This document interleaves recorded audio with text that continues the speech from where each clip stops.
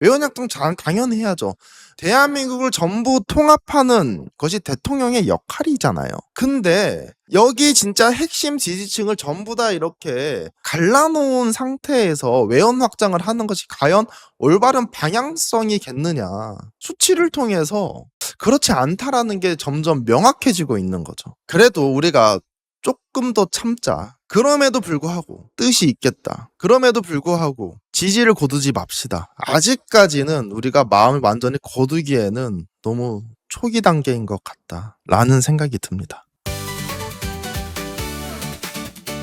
대통령 지지율 46.7%, 부정평가 49.7%로 첫 역전을 당했다라는 뉴스 기사, 리얼미터의 여론조사가 있었습니다. 이재명 대통령을 지지하는 사람보다 이재명 대통령에게 지지를 거둔 사람이 더 많다라는 의미죠. 저는 사실 이번 지지율을 보면서 좀 가슴이 아팠습니다. 현재 이재명 대통령의 지지율이 60%대를 이렇게 유지를 했습니다. 계속 이렇게 유지를 하다가 급락하게 돼요. 그런데 웃긴 점은 하나가 있다라는 거죠. 민주당이 지지율이 계속 꾸준히 떨어졌던 것은 있었던 일이에요. 그런데 전주에 비해서 민주당의 지지율은 2%가량 올랐습니다. 그럼에도 이재명 대통령의 지지율은 약 5%포인트가량 떨어졌습니다. 이상하지 않아요? 대통령의 지지율은 5%가 떨어졌는데 정당 지지율은 2%가 올랐어요. 이건 뭘 의미하는 걸까? 저는 집토끼가 떠나간 것이 아니냐. 저들이 말하는 강성 지지층이라고 하니까 외부에서 봤을 때는 이성적이지 않은 사람들, 그리고 무조건 죽어도 민주당만 찍어주는 사람들, 이렇게 곡해가 되고 있는 상황입니다. 하지만 제 생각에는 저기 강성 지지층이라고 얘기했었던 지금 이분들이 마음이 많이 상했거든요. 지금 여론조사를 통해서는 이야기하고 있다라고 봅니다. 투표장에 가서는 민주당 찍어줄 의향은 있는데 지금 우리 많이 화났다라는 것을 보여주는 반증이 아닌가라는 생각이 들어요. 이게 민주당 지지자들만 떨어지는 게 아니에요. 외연 확장과 관련돼서 잘 이루어져서 진짜 커다란 민주당을 만들었어. 중도층도 잘 포섭하고 함께 잘 통합을 했어. 그랬다라고 하면 민주당의 지지자들은 떨어지더라도 여기 중도층에 있는 분들은 효과가 있었어야 되는데 뚜렷한 효과를 보이지 않고 있다라는 겁니다. 물론 그 인사로 인해 가지고 저기 중도층과 보수층이 떨어졌다는 얘기 아닙니다.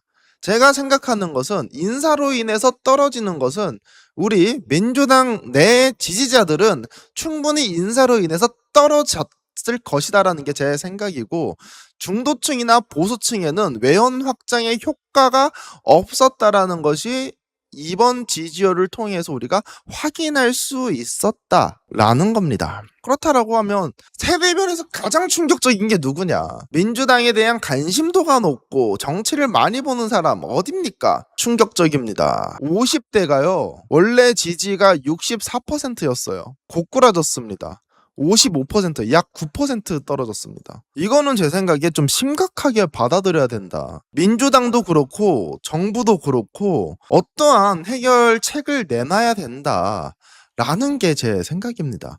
이러한 상황에서 김민석 총리가 이렇게 얘기하는 거예요. 지지율 하락세 있잖아요. 우리 정부 탓 아니에요. 예측하지 못한 선거 결과 우리가 더 성찰해야 된다. 당정일치 협력이 필요하다. 보안수사권 폐지가 옳다. 민정수석 논란에 현 정부의 검찰 권력 남용 없다 라고 이야기를 합니다. 근데 이거 좀 솔직해지자고요. 민주당의 지지율도 그렇고 대통령의 지지율도 그렇고 가장 큰 역할을 하는 것은 어쩔 수가 없습니다. 정부, 대통령, 여기에 영향이 제일 많이 가죠. 사실 제가 조사한 바로 의하면 첫 번째, 지지하지 않는 이유. 담실 집회와 관련됩니다. 선관위 문제, 그리고 물가, 환율 등 민생, 이게 제일 커요. 정말 오해하고 있는 게 당정 관련해서 지지율이 낮아지는 게 아니에요. 이게 아닙니다. 근데 이거는 확실하죠. 정치적 고관여층,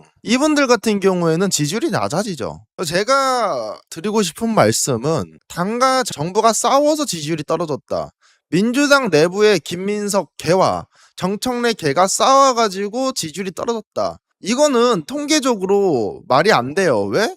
지지하지 않는 이유를 이미 밝히고 있어. 지방선거, 재선거 이래나 저래나 사람들이 생각할 때는요, 이재명 대통령이 잘못했다 못했다 이걸 문제를 떠나가지고 무조건 정부 탓이라고 생각하는 거예요. 당연히 독립된 헌법기관이고 뭐라고 하더라도 선관위가 문제가 터졌잖아요. 이거에 대해서 적절한 조치를 정부에서 취했느냐. 물론 노력은 많이 하죠. 감사원이 못해요. 왜? 이미 대법원 판단을 받았어. 감사원 못 보내. 그러면 경찰과 검찰이 합동수사를 하게 정부에서 할 거는 다 했어. 근데 저는 이거를 묻고 싶어요. 정부 인사 누가 갔어? 누가 갔습니까? 이게 웃겨요. 민주당이 가라. 정청래 대표가 해줄 수 있는 게 뭔데요? 이거는 제 생각에는 최소 행정부 장관, 총리, 대통령, 그리고 그 이전에 뭐 경찰청장 이런 순으로 갔어야 됩니다. 초반에 가가지고. 물론 잠실 집회가 의미가 많이 퇴색됐어요. 초기에는 진짜 젊은 친구도 많았었고 이 친구들이 부정선거 안 외쳤어요. 재선거만 외쳤습니다. 부정선거 외치는 놈들 뭐 전한길이, 황교안이 너네 집 가라고 외쳐던 애들이에요. 초기에. 근데 여기서 걔네들이 잘 스며든 거예요. 누가 잘 스며들었냐? 내란 세력. 그러니까 잠실에 있는 게 지금 재선거랑 구분이 안 가요. 부정선거랑. 지금 뭐 홍대에서 한다라고 하는데 저는 초기에 정부 인사가 가가지고 대처했어야 된다고 봅니다. 제가 말씀드리는 것은 탓하자는 건 아니에요. 근데 이 김민석 총리가 탓을 하잖아요. 여당 탓. 어떻게 보면 민주당도 그 과정 속에 있어가지고 잘못한 게 있을 수 있죠. 그리고 정부도 있을 수 있죠. 근데 이거 지금 누구 탓해야 되는 문제가 아니라 전반적으로 지금 문제가 있다라는 겁니다. 이런 상황에서 우리가 열받아 죽겠는데 인여한 씨가 지금 적십자 회장에 임명이 나왔어요. 저희가 인여한 같은 사람에 대해서 민감하게 나오는 이유가 사실은 있는 겁니다. 처음에 이해훈, 한창식 등등등 이런 사람들을 이제 쭉 계속 인선에 관련돼서 보아오니 사실 인여한에 대해서도 우리가 분노를 느낄 수밖에 없는 그러한 상황이다라는 거죠. 그래서 우리가 지금 가장 분노를 느끼는 건 한창식 민정수석이다. 지금 여러 평론가분들께서 말씀하시는 거를 들어보면 야씨 문재인 때도 봐봐라. 노무현 대통령 뭐 수사 들어가고 측근 수사에 있었던 누구 검사도 다 임명하지 않았냐. 뭐 윤석열이 임명하지 않았냐. 한동훈이도 그때 뭐 하지 않았느냐 하면서 이야기를 해. 근데 저는 사건을 좀 개별적으로 바라봐야 된다고 생각을 해요. 그러니까 문재인 대통령 옹호하려고 하는 것이 아니라 만약에 노무현 대통령 측근을 조사했었던 윤석열 그리고 한동훈 비판합니다. 왜 그 수많은 검사 중에서 윤석열과 한동훈 같은 자를 임명했느냐. 근데 문재인 대통령을 왜 내가 전체적으로 비판 안 하고 우리가 이렇게 같이 옹호하고 같이 지내야 되고 그리고 문재인 대통령 좋아한다. 종합평가라는 거예요. 종합평가. 문재인 대통령의 그 절차를 중요시하는 그런 성품이라든지 수많은 잘한 일들이 있고 못한 부분이 있을 거 아니에요. 이거를 종합평가해가지고 문재인 대통령 좋아하는 거지 문재인 때도 했는데 이재명 때는 뭐가 문제야? 라고 하는 것은 좀 오류가 있다 라고 저는 생각을 합니다. 왜 오류가 있느냐? 사건 건건으로 봐야죠. 건건으로 봐야지. 문재인 대통령이 그러면 나쁜 짓 했다라고 하면 이재명 대통령도 나쁜 짓 해야 됩니까? 그렇지 않다라는 거예요. 그렇지 않다. 그렇다라고 하면 그분들이 훌륭하다고 생각하는 우리 한창식 민정수석 선생님은 우리가 왜 분노를 느낄 수밖에 없느냐. 노무현 문재인을 기억을 건드린 인선이다라고 생각을 합니다. 지금 청와대 2기 핵심 인선이 진행 중인 것이고 이 연속 김앤장 출신을 지금 데려다 쓰고 있는 겁니다. 보시면 이분 한찬식 같은 경우에는 검사 27년 동안 재직을 했었고 지금 검사장 출신인 사명성 이 사람이 민정수석실에 오면 검찰청 폐지가 얼마 남지 않았다라는 거예요. 약 100일 정도밖에 남지 않았습니다. 과연 이 민정수석이라고 하는 한찬식 선생님께서 검찰개혁에 대해서 제대로 파악하고 우리가 원하는 방향대로 개혁할 수 있겠느냐라는 의심이 있다라는 거예요. 의심이. 우선 이 4건에 대해 가지고 좀 이야기가 많이 나오는 것 같습니다. 환경부 블랙리스트, 유재수 검찰 무마 이거 2개 해가지고 문재인 대통령 공격 들어왔었던 사람 아니냐. 그리고 김학의 출근과 관련해가지고 문제 있는 것이 아니냐. 그래서 이런 여러 가지 문제를 안고 있는 사람에 대해 가지고 우리가 의심의 눈초리를 거두기는 쉽지가 않다라는 거예요. 그리고 가족 관계도 우리가 한번 봐야 돼요. 최병렬, 한나라당 대표고 노무현 대통령 탄핵 소추를 했었던 야당 대표였어요. 장인이죠. 처남, 조선일보 앵커 출신 최희준, 인척, 박근혜 대통령 민정수석 출신, 가족, 주변인. 우리가 그동안 생각했던 분들과 좀 다르지 않나. 우리랑 지냈었던 분들이랑. 다르니까 인선을 하면 안 된다라는 건 아니지만 지금 지속적으로 다른 분들만 인선을 하니까 우리가 그런 부분에 대해서 염려가 많이 된다라는 거죠. 그래서 저는 이런 의문이 좀 있었습니다. 통합이라는 이름에 이거 선발 맞는가? 인선을 해주는 게 통합인가? 국민의힘, 이해운, 윤호개인 외침이었었던 그 이해운을 우리와 함께하는 것이 과연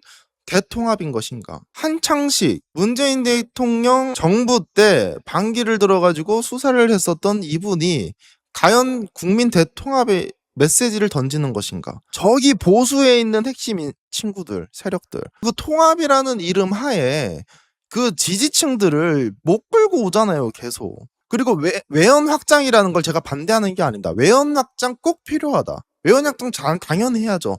대한민국을 전부 통합하는 것이 대통령의 역할이잖아요. 근데 여기 진짜 핵심 지지층을 전부 다 이렇게 갈라놓은 상태에서 외연 확장을 하는 것이 과연 올바른 방향성이겠느냐.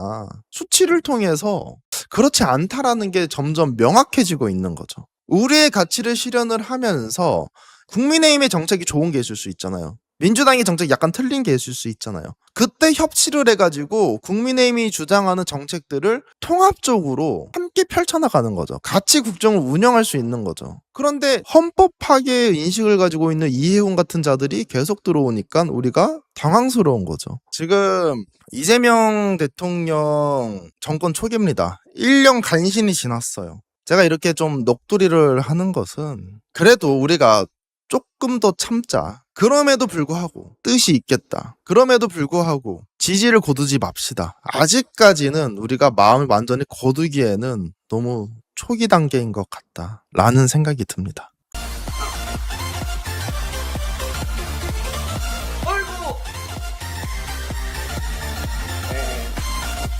축하합니다. 파란색 당첨입니다.